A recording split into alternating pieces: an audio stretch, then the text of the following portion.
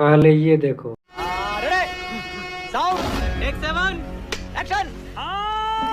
अब रुकिए सुप्रिया भाई, भारत का बाजार 2.95% गिरा है, लगभग 3% पर ऑस्ट्रेलिया 6.25%, जापान 8%, चीन 7%, हांगकांग तो गिर गया 13%, 9.5% ताइवान। हम तो बहुत ही कम गिरे हैं। परेशान क्यों हो रहे हैं ये कह रहे हैं यहां पर महेश वर्मा। नहीं, महेश वर्मा जी वो लोग हैं कि जब हम डूबेंगे और डूबकर मर जाएंगे तो ये कहेंगे कि लेकिन हम उनसे थोड़ा कम डूब रहे हैं। इन लोगों की बातें मत सुनिए। मैं कुछ तथ्य आपके सामने, आपके व्यूअर्स के लिए, आपके जो बाकी फेलो पैनलिस्ट से रख देना चाहती हूं और फिर दूध का दूध और पानी का पानी हो जाएगा। हमारा स्टॉक मार्केट आज ही नहीं पिछले 7 महीने से गिर रहा है। करीब 53 लाख करोड़ रुपए की मार्केट कैप स्वाहा हो चुकी है। आज by the end of trade 14 lakh crore और स्वाहा हो गए। तुम्हें शर्म है? कुछ शर्म आया है? असलियत यह है कि जो 11-12 करोड़ निवेशक हैं वो बदहाल अवस्था में बस मार्केट को देख रहे थे। मेरे 3 चीजें हैं मुझे कहने की। हमारे प्रधानमंत्री और हमारे आदरणीय गृह मंत्री चुनाव प्रचार में लगातार कहते थे स्टॉक खरीदो, देखो क्या उछाल आएगा, रिकॉर्ड टूट जाएंगे। पूरी बात बताते ना कि गिरने का रिकॉर्ड टूटने वाला था। कौन है ये लोग? कहां से आते हैं? और आज वो चुप क्यों है? तब स्टॉक खरीदने की टिप दे रहे थे, अब चुपचाप बैठ गए। अब जब लोगों का नुकसान पे नुकसान हुआ जा रहा है, ये पहली बात है। दूसरी बात, जब ट्रंप ने टैरिफ लगाया तो चाहे वो ऑस्ट्रेलिया हो, चाहे जापान हो, चाहे चीन हो, ब्रिटेन हो, स्पेन हो, ताइवान तक हो, कनाडा तक हो, ब्राजील हो, इन सब देशों ने प्रतिकार किया। यूरोपियन यूनियन हो, फ्रांस हो, इन लोगों ने प्रतिकार किया, विरोध किया। और इनमें से कुछ देशों ने एक फंड बनाकर जो अपनी इंडस्ट्री प्रभावित होगी इस ट्रेड टैरिफ से, उनकी मदद की भी घोषणा की। ताइवान ने शायद $2.7 बिलियन की बात करी है, ब्रिटेन ने भी ऐसी बात करी, कनाडा ने ऑलरेडी ऑटो पर 25% रेसिप्रोकल लगाने की पेशकश की है।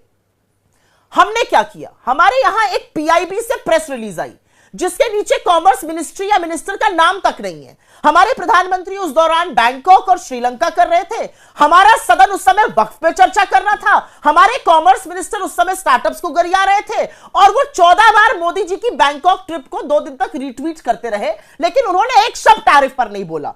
तुम चुल्लू भर पानी में जाके डूब के आ जाओ। तो जो कंपनी, और ये बड़ी बात है, ये जो मार्केट में मेहम है, ये आर्थिक मंदी को और खराब करेगा। ये रोजगार के लिए बड़ा खराब है, ये हमारी कंपनीज के लिए खराब है। अगर दाम बढ़ेगा तो डिमांड कम होगी, डिमांड कम होगी तो निवेश, नौकरी, सब पर प्रभाव पड़ेगा। उसके बारे में कोई रणनीति और चिंता ही नहीं है। मोदी जी गए, उसके बाद नहीं, ये भी आप पूरी जानकारी नहीं दे रही हैं सुप्रिया। देखिए, फरवरी में प्रधानमंत्री गए अमेरिका, मार्च में वाणिज्य मंत्री पीयूष गोयल भी थे। ट्रेड डील की एक खाका तैयार हो रहा है। आपने ताइवान का जिक्र किया, ताइवान और इंडोनेशिया, उन्होंने कोई रेसिप्रोकल टैक्सेस, टैरिफ्स नहीं लगाए हैं। तो भारत अगर आपदा में अवसर तलाश रहा है, अभी सारा ब्लूप्रिंट सबके सामने पेश करने की क्या जरूरत है? एक पक्ष ये भी है ना। Good question, you are a good question. क्या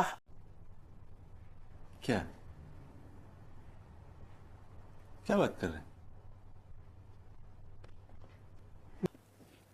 अच्छा, ताइवान के लिए मैंने कहा था उन्होंने $2.7 बिलियन का एक पैकेज अपनी उस इंडस्ट्री के लिए बनाया है जिस पर फर्क पड़ेगा, ये मैंने कहा था ताइवान के लिए। चाइना ने रेसिप्रोकल लगाया है, वो अलग बात है। आपको जिस दिन याद हो ट्रेड टैरिफ आया भी था तो बहुत सारे बीजेपी के लोग कहते चीन से कम लगाया। हाँ। अरे भाई, चीन 67% लगाता है, उसका आधा 34 लगाया, हम 52 लगाते हैं, हमारे पर 26-27% लगा दिया। मैं दूसरी बात भी नहीं लगाते, ये फॉर्मूला भी अपने आप में फ्लॉड है। क्या है Supriya, because you been one of the foremost business journalist, जो अमेरिका ने वो ट्रेड डेफिसिट को डिवाइड कर दिया परसेंटेज के 52% तो हम लगाते ही नहीं है। WTO कहता है 12% टैक्स लगाते हैं। एक्चुअल आंकड़ा जो हमने भी कैलकुलेट किया वो 17% है। 17 अगर हम लगाते हैं तो 26 क्यों दे रहे हैं? ये सरकार बता क्यों नहीं रही? Absolutely, you hit the nail on its head. और इसी को मैं आगे बढ़ाना चाहती हूं। ये सरकार व्हाट्सएप पर लोगों को क्या इंफॉर्मेशन भेज रही है कि बहुत ज्यादा प्रभाव नहीं पड़ेगा। कैसे नहीं पड़ेगा? अमेरिका हमारा largest, one of the largest trading partners है। $129 बिलियन का पिछले साल ट्रेड हुआ। हमने उनको एक्सपोर्ट किया $87 बिलियन से ज्यादा और उनसे इंपोर्ट किया $41 बिलियन। हमने टारगेट भी बना रखा है 2030 तक 500 बिलियन कर देंगे इस ट्रेड को, 500 बिलियन कर देंगे। और फेवरेबल बैलेंस ऑफ ट्रेड है इंडिया का अमेरिका के साथ। हम एक्सपोर्ट ज्यादा करते हैं, इंपोर्ट कम करते हैं। You are right bro. Exactly और ये सिचुएशन चाइना से कंपेयर करिए। चाइना को हम $100 बिलियन का ट्रेड डेफिसिट है, हम चाइना को पैसा दे रहे हैं, यहां हम अमेरिका से ले रहे हैं। अमेरिका के सामने हम नतमस्तक क्यों हो गए? सबसे पहले अगर हमारी कोई स्ट्रैटेजी थी, हमने क्यों बोला कि हम $23 बिलियन वर्थ ऑफ इंपोर्ट्स पे टैरिफ काटेंगे? हमने क्यों जाकर वहां पर गिड़गिड़ाए? हमने क्यों बोला कि हम रशियन सस्ता तेल खरीदना बंद करके आपकी ऑयल और आपका गैस खरीदेंगे? हम इतने नतमस्तक हो गए कि अमेरिका हमें बुली करने लगा। असलियत यह है कि प्रतिकार और प्रतिशोध तो करना जरूरी है ना। अरे हम विश्व की बड़ी इकोनॉमीज में से एक हो गए, हम एक बड़ी अर्थव्यवस्था है, हमारा बड़ा यहां पे डेमोग्राफिक डिविडेंड है, कैसे अमेरिका हमें इग्नोर कर सकता है? लेकिन एक चूदक नहीं सुनाई दे रही है सरकार से। माय फ्रेंड डोनाल्ड की बात होती थी, वहां पर जाकर अब की बार ट्रंप सरकार कर रहे थे, अब क्या हुआ? और मैं एक छोटी सी बात और कहना चाहती हूं संदीप जी आपके शो पर, क्योंकि कुछ चीजें जाननी जरूरी है। ये जो सारी चीजें हो रही हैं, ये उस वक्त हो रही है जब हिंदुस्तान की अर्थव्यवस्था की हालत बहुत नाजुक है। आज खबर आई है कि 28% क्रेडिट कार्ड डिफॉल्ट बढ़ गया है। 100 करोड़ लोगों के पास जरूरत खरीदने के पैसे नहीं है। तुम चुल्लू भर पानी में जाके डूब के मर जाओ। असलियत यह है कि गोल्ड लोन 87% बढ़ गया है। असलियत यह है कि लोगों की बचत, लोगों की जो सेविंग्स थी वो अधिया गई है। असलियत यह है कि 84% युवा बेरोजगार है, उस पर कोई चर्चा नहीं। और ऐसे में जब ये टैरिफ आएगा, धड़ाम हो इसका रहा कितना है, बड़ा क्या प्रभाव? मंदी एक क्लियर एंड प्रेजेंट डेंजर है सुप्रिया, क्योंकि देखिए अगर वो 26% टैरिफ अगर लगेगा भारत के एक्सपोर्ट्स पर तो उनके दाम बढ़ेंगे। वहां तो वो कह रहे हैं कम कर दो, दाम बढ़ेंगे और वो वहां से मांग कम होती चली जाएगी, तो यहां उत्पादन कम करना पड़ेगा। उत्पादन कम होगा तो रोजगार कम होंगे, लोगों की जरूरत कम हो जाएगी, आमदनी कम होगी और महंगाई बढ़ेगी। तो ये तो एक विशेष साइकिल में हम फंसते हुए दिखाई देंगे। और मैं आपको एक बात और बता दूं, यहां पर आपके व्यूअर्स के लिए यह भी जानना जरूरी है कि सेक्टर्स कौन से सबसे ज्यादा प्रभावित होंगे। हमारे जो सेक्टर्स इस टैरिफ से प्रभावित होंगे वो इलेक्ट्रॉनिक है, इलेक्ट्रिकल्स है, कंप्यूटर्स है, वो सेक्टर है टेक्सटाइल, वो सेक्टर है फार्मास्यूटिकल, वो सेक्टर है जेम्स एंड ज्वेलरी, वो सेक्टर है सेरेमिक, वो सेक्टर है पेपर एंड वुड्स, वो फुटवेयर है, वो फिश मीट प्रोसेस्ड है, हमारी एग्रीकल्चर इंडस्ट्री। ये बहुत बड़ा धंधा होता है इनका अमेरिका से, ये बड़े एक्सपोर्टर्स है अमेरिका के लिए। तो बिल्कुल ऐसा होगा, अगर हमारा दाम बढ़ेगा अमेरिका में डिमांड कम होगी, डिमांड कम होगी तो कंपनीज नहीं, पर इसमें हम आधी अधूरी, यहां भी थोड़ी आधी अधूरी तस्वीर ही अभी देश के सामने आई है क्या सुप्रिया? हम सिर्फ एक्सपोर्ट की बात कर रहे हैं कि हम उनको कितना माल बेचते हैं। क्यों भाई? इस नहीं मेरी बात सुनिए ना, फिर उसका जवाब दीजिएगा। सिर्फ एक्सपोर्ट की बात, इंपोर्ट का भी तो एक एंगल है। अमेरिका कह रहा है कि आप हमारे माल नहीं लेने देते हैं, उस पर इतना बड़ी ड्यूटीज लगा देते हैं। अब वो ड्यूटी घटेंगी तो वो सारा, हम डंपिंग ग्राउंड तो नहीं बन जाएंगे। आप दिखाएंगे, आप ये करेंगे, आप वो करेंगे, ये करेंगे, वो करेंगे। आप डंपिंग ग्राउंड तो भूल जाइए 2 मिनट के लिए।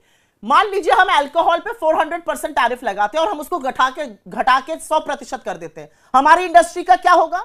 हमारी इंडस्ट्री वाले क्या करेंगे? हम ऑटो पर मान लीजिए टेस्ला और हार्ले पर टैरिफ घटा देते हैं, हमारी ऑटो सेक्टर का क्या होगा? मान लीजिए हम प्रोसेस मीट पर टैरिफ घटा देते हैं, मान लीजिए हम उनके एग्रीकल्चर प्रोडक्ट्स पर टैरिफ घटा, हमारी इंडस्ट्री का क्या होगा? हमारी डोमेस्टिक इंडस्ट्री तो दोनों तरफ से मारी जाएगी।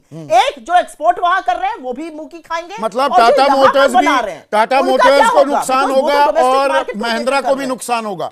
टाटा मोटर वहां पर जैगवार और लैंड रोवर बेचती है, और यहां पर अभी नई नई ईवी लॉन्च भी कर दी है महिंद्रा ने। टेस्ला आ जाएगी तो डब्बा गोल कर देगा।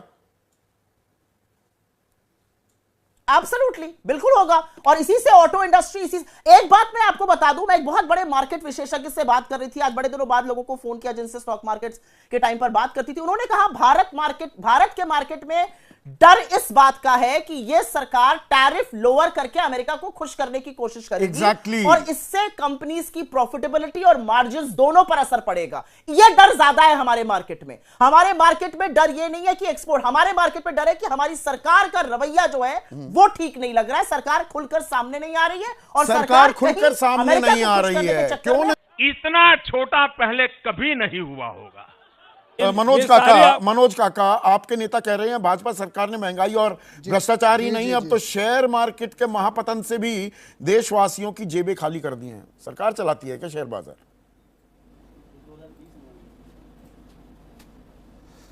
देखिए, हमारे जो नेता कह रहे हैं कि अब तो शेयर मार्केट उसमें कहीं कोई सच्चाई छुपी हुई है क्या? आज कौन नहीं जानता कि हमारे शेयर मार्केट में 19 लाख करोड़ रुपए डूब गए और उत्तर प्रदेश जैसे राज्य की भी जो बजट है वो 8 लाख करोड़ रुपए है। तो जब इतने बड़े अमाउंट क्या सरकार तो रोज का नोशनल मनी होती है, ऐसे थोड़ा कि वो नोट वो चले गए, बाजार रिकवर कर जाएगा, वो वापस आ जाएगा। नहीं, ठीक, बाजार रिकवर नहीं करा तो क्या गारंटी है कि बाजार रिकवर करेगा? ये क्या गारंटी है? अगर इस वीडियो के सामने आने के बाद सवाल तो बनता ही है, बाजार रिकवर नहीं करा तो जिसके 100 रुपए आज 10 रुपए हो गए वो कहां से आएंगे? 90 रुपया जो प्रधानमंत्री ये कह रहे थे कि 4 तारीख के बाद इंडिया के आप सेंसेक्स मार्केट को देखेंगे, संजय पुंगालिया के इंटरव्यू में कह रहे थे कि वो बूम कर जाएगा, सारे पैरामीटर फाट जाएंगे। वो क्या प्रधानमंत्री ये गारंटी लेंगे कि इस देश का जो 19 लाख करोड़ रुपया जो सामान्य घर के आज नौजवानों का, किसानों का, नौकरी पैसा करने वाले, जिन लोगों ने शेयर में अपने इक्विटी शेयर में इन्वेस्ट किया है, उनके अगर पैसे वापस नहीं आएंगे, बाजार नहीं चढ़ेगा, तो क्या प्रधानमंत्री नरेंद्र मोदी जो लोगों को प्रोत्साहित कर रहे थे, आपको देश की अर्थव्यवस्था में भरोसा नहीं है, काबिलियत में भरोसा नहीं है, आपदा में अवसर क्यों ना माने? बाकी पड़ोसी मुल्कों पर ज्यादा टैरिफ लगा है और हमारे लिए आपदा में अवसर क्यों ना हम तलाशें? देखिए, जो लोग ये बात नहीं समझ पा रहे हैं, जिन लोगों को अर्थव्यवस्था की समझ नहीं, बाकी मुल्कों में और हमारे में अंतर है। अभी राजीव भाई को मैं सुन रहा था, बड़े विद्वान हैं, हमारे बड़े भाई हैं, क्या बात कर रहे थे? चाइना पर जो टैरिफ लगा है वो 34% का लगा। चाइना का प्रति व्यक्ति आय कितना है? चाइना की प्रति व्यक्ति आय है $13,886 प्रति व्यक्ति। आपकी प्रति व्यक्ति कितना है? $2940 है प्रति व्यक्ति है। वाह मोदी जी, वाह वाह। आप चाइना की इकोनॉमी कितना है? $18 ट्रिलियन, 18-19 ट्रिलियन। आपकी इकोनॉमी कितना है? एक लेख लिखा है उदित मिश्रा ने। तो आप सोचिए, तो जब आपकी इनकम हमारे और आपके बीच में अगर प्रतिस्पर्धा हो और आपकी इनकम हमसे 5 गुना ज्यादा हो तो आप पर कम प्रभाव पड़ेगा कि नहीं पड़ेगा? ये लोग क्या बात करते हैं बिना सिर पैर की बात। वो जो बात है ना कि लेखा जोखा था है, लड़का बुड़ गए कहां। आप कह रहे थे कि सबसे हमारे जीडीपी के निर्माण में निर्यात का सिर्फ 2% है। मैं आपसे जानना चाह रहा हूं, आंकड़े हैं कि इस देश के जीडीपी में एक समय में 60% महत्वपूर्ण स्थान था कृषि का। आज कृषि की क्या हालत है? आज देश का किसान 700 किसानों को कुचल दिया। तो जो किसानों को कुचल दिया वो कृषि का क्या प्रोत्साहन करेगी सरकार? सवाल यह है। यही नहीं, अभी और सुनिए। और हमारे नेता अखिलेश राम भरवाड़ हैं, अहमदाबाद वासी हैं। एक सेकंड मनोज, वो कह रहे हैं जिस दिन मार्केट गिरा उसी दिन पेट्रोल डीजल पर एक्साइज ड्यूटी क्यों बढ़ी? और एलपीजी के भी मैं जोड़ देता हूं सवाल। एलपीजी सिलेंडर के दामों में भी आग लग गई, 50 रुपए वो भी बढ़ा दिया गया। यहां पर आमदनी और रोजगार पर तलवार लटक रही है और दाम बढ़ाए जा रहे हैं। थोड़ा समय सर दीजिएगा, कितनी अच्छी बात है। हमारे नेता इस देश के सबसे प्रगतिशील और दूरदर्शी सोच के नेता, क्योंकि वो आने वाले खतरे और आने वाले चुनौतियों को पहले स्वीकार ले। 2016 में उन्होंने लैपटॉप बंटवा दिया और वही लैपटॉप वर्क फ्रॉम होम में काम किया। जो उनका सवाल है वो सही सवाल है कि आप जब पूरे देश में, दुनिया में, जब क्रूड ऑयल जो $120 प्रति बैरल था, आज वो $65 प्रति बैरल हो गया। एक क्रूड ऑयल में 160 लीटर डीजल लगभग आते हैं, जो कच्चे तेल आते हैं। तो लगभग आज वो पड़ रहा है खरीदी 40 रुपया प्रति लीटर। और देश के आपके माध्यम से देश जाने कि जो सरकार 40 रुपया प्रति लीटर तेल खरीद रही है, आपको 100 रुपया दे रही है, यही नरेंद्र मोदी का अच्छा दिन है इस देश। तुम चुल्लू भर पानी में जाके डूब के आ जाओ।